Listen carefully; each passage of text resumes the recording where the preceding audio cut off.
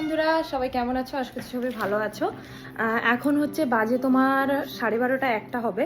আমি মেয়েকে খাইয়ে দাইয়ে এখন হচ্ছে একটু ভিডিওটা করার সময় পেয়েছি, এই জন্য ভিডিওটা করছি। আজকের হচ্ছে রান্নার মেনুতে সব দারুণ দারুণ পদ রয়েছে, তার জন্যই ভিডিওটা করা। মানে রয়েছে হচ্ছে তোমার লতি, প্রথমেই যেটা বলি লতি, যেটা আমার ফেভারিট খুব ফেভারিট, এবং তোমরাও যারা লতি খেয়েছো তাদের তো খুবই ফেভারিট হবেই হবে।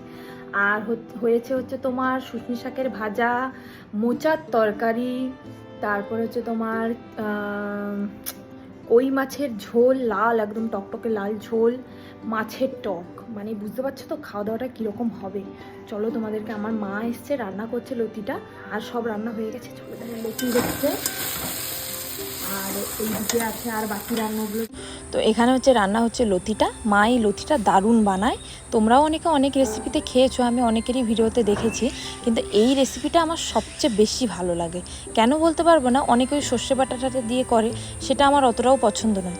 আর আমার মা এটা এত ভালো রান্না করে, যার জন্য সবসময় রান্না করে খাওয়াতে হলেই কিন্তু মা আমার বাড়িতে লতিটা নিয়ে চলে আসে। আর আমি একটু রেখে দিয়েছি, এটা পরদিন আমি গরম করে খাবো। সব দারুণ দারুণ মেনুগুলো রয়েছে, তোমরা দেখে নাও। রয়েছে শুশনি শাকের ভাজা, এখানে সেবেলার মাছের ঝোল হবে বলে মাছ রাখা রয়েছে, মোচার তরকারি, তারপরে কই মাছের তেলে ঝোল। তা বুঝতে পারছো তো খাওয়া দাওয়াটা কেমন জোরালো হবে। তাড়াতাড়ি ঘুমিয়ে তারপর আবার বিকেলে উঠে আবার একটা প্রোগ্রাম রয়েছে, যেতে হবে আমাদের। কন্যা খাঁচার ভিতরে দেখি, একবার হাই করে দাও। শুধু পুতপুত করছে, খাওয়ার সময় একদম খেতে চায় না, একদম বদমাশ হয়ে গেছে। আর এই ঘেরাগুলো যদি না কিনতাম তাহলে একদম মাঠে মারা পড়ে যেতাম। ওকে নিয়ে একজনকে কনস্ট্যান্ট বসে থাকতে হতো, একদম দারোয়ান রাখার মতন। এই যে কি, বাপু নেই বলে মন খারাপ?